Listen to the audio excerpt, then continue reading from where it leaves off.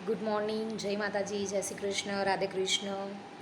I hope કે આજે Sunday છે, તમે બધા ખૂબ જ સરસ મજાનું શાંતિથી ઉઠ્યા હશો, મજામાં હશો, બરાબર છે, અને તમારો દિવસ ખૂબ શુભ જાય તેવી શુભેચ્છા.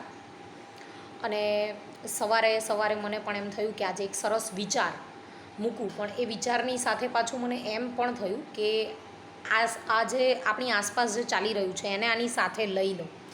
એટલે ગીતાની અંદર ભગવાન શ્રી કૃષ્ણએ જે કર્મ માટે શ્લોક આપ્યો છે અને એમાં એ કહેવા એવું માંગે છે કે કર્મ કરો, ફળની આશા ન રાખો, અને કર્મ એવું કરો કે ફળ સારું જ મળે.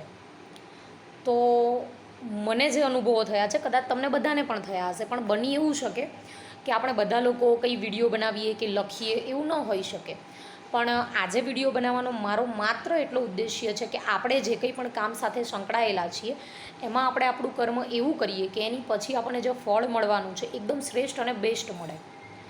અને મોટામાં મોટી પોસ્ટ પર રહેલા વ્યક્તિથી લઈ અને નાનામાં નાનો વ્યક્તિ, ભલે ને પછી એ ફેરિયા હોઈ શકે, બરાબર છે, તો એ લોકોએ પણ આ વાતનું ધ્યાન રાખવાની જરૂર છે. હું તમને એના માટે એક એક્ઝામ્પલ આપું કે ફ્રૂટ્સ સેલર, ફ્રૂટ્સ વેચનાર વ્યક્તિ, ઘણીવાર આપણે લોકો ફ્રૂટ લેવા માટે જતા હોઈએ છીએ, તો તમને પણ કદાચ એવો અનુભવ થયો હશે કે તમે ફ્રૂટ ખરીદતા હો એટલે તમે લોકો જોઈ જોઈને સારા સારા ફ્રૂટ્સ એને આપશો કે ભાઈ આ અમને વજન કરીને આપી દો.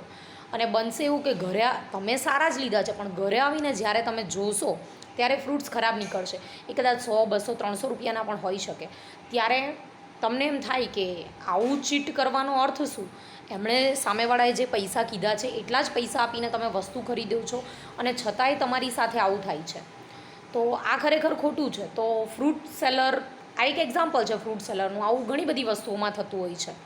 તો એ જે તે વેચનાર વ્યક્તિએ વિચારવાની જરૂર એ છે, મેં પહેલાં જ કીધું કે જેવું કર્મ કરશો એવું ફળ મળશે. તો વેચનાર વ્યક્તિએ વિચારવાની જરૂર એ છે કે જેની સાથે તમે આવું કરો છો એ વ્યક્તિ એક તો ફરી તમારી પાસે આવશે નહીં અને બીજા 5 વ્યક્તિને કહેશે, એટલે એ લોકો પણ તમારી પાસે આવતા અટકશે. એટલે જે ધંધો કે જે કંઈ પણ તમારું જોરશોરથી સારું ચાલી રહ્યું છે, પણ જો એને તમે ખરેખર સારા કર્મથી આગળ વધારવાનો પ્રયત્ન નહીં કરો તો 100% એક દિવસ એવો આવશે કે એ પડી ભાંગશે.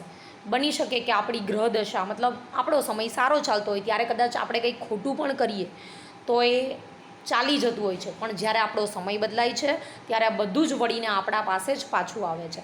એટલે વિચારવાની જરૂર એ છે કે જે પ્રોફેશનમાં જોડાયા છો કે જે નાનો મોટો ધંધો કે જે કંઈ પણ તમે લોકો કરો છો એમાં શ્રેષ્ઠ અને બેસ્ટ કરવાનો ટ્રાય કરો. ઘણીવાર ક્લોથ ખરીદવા માટે જાઓ તો એવું બને કે ત્યાં તમે જુઓ ને તમને લાગે કે ના બધું બરાબર છે, અને ઘરે આવીને જુઓ તો એમાં કંઈક ડિફેક્ટ પણ દેખાય.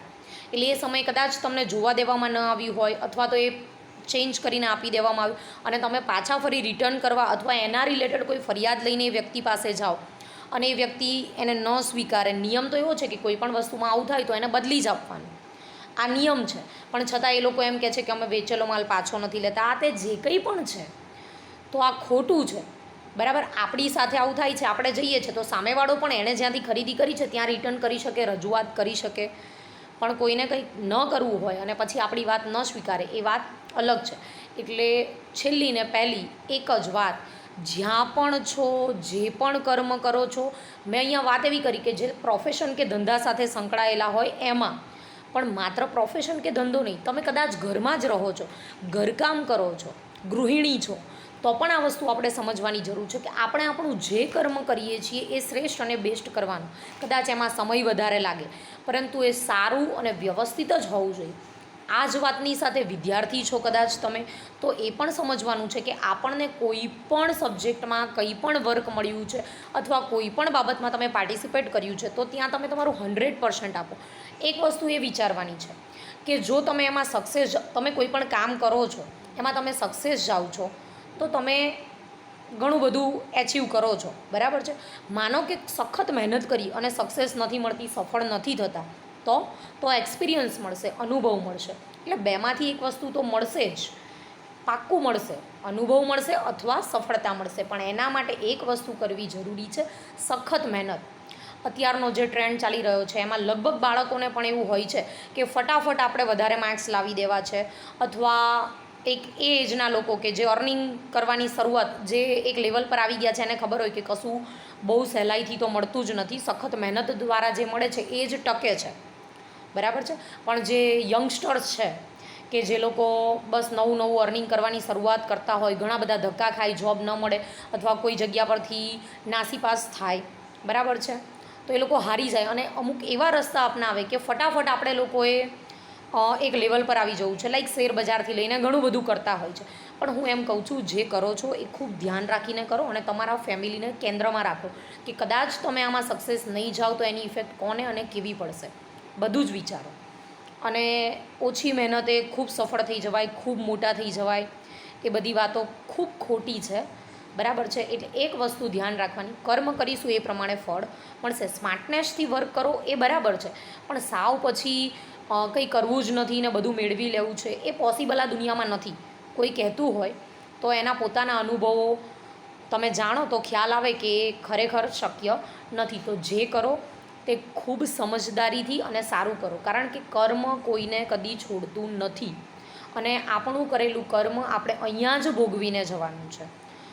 તો નાનું મોટું જે કંઈ પણ કર્મ કરો 2 વાર વિચારો અને પછી કર્મ કરો.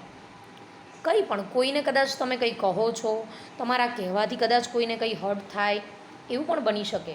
તો તમે જ્યાં પણ છો શ્રેષ્ઠ અને બેસ્ટ કરો, જેથી શ્રેષ્ઠ અને બેસ્ટ મળે. એટલા માટે જ આ કૃષ્ણ સારનો જે આ શ્લોક છે એ ખૂબ જ અગત્યનો છે અને એને સમજી લેવા જેવો છે કે કર્મ કોઈને કદી છોડે નહીં, જેવું કર્મ કરશો એવું ફળ મળશે. Do good and get good. તો બસ આ જ આશા છે મારી કે આજથી તમે લોકો જે કંઈ પણ કરશો એમાં પ્રયત્ન એવો કરશો કે તમે સારામાં સારું કરો, બરાબર છે. બીજા શું કરે છે એમાં આપણે પડવાની જરૂર નથી. આપણું કર્મ સારું હોવું જોઈએ. ઘણા લોકો એવું કહે છે કે ભાઈ બીજા તો આમ કરે છે તો આપણે એકલા સારા બનીને શું કરી લઈશું, અને ઘણા એવું પણ કહે કે આ દુનિયામાં જેવા સાથે તેવાની જરૂર છે. ભાઈ દરેક વ્યક્તિને પોતપોતાના વિચાર હોય છે, એટલે જે તે વ્યક્તિને એના પોતાના વિચારો મુબારક. આપણે આપણું શ્રેષ્ઠ અને બેસ્ટ કરવાનું ચાલુ કરો અને થોડા જ સમયની અંદર તમને ફીલ પણ થશે કે ખરેખર જે સારું કરે છે એની સાથે સારું જ થાય છે.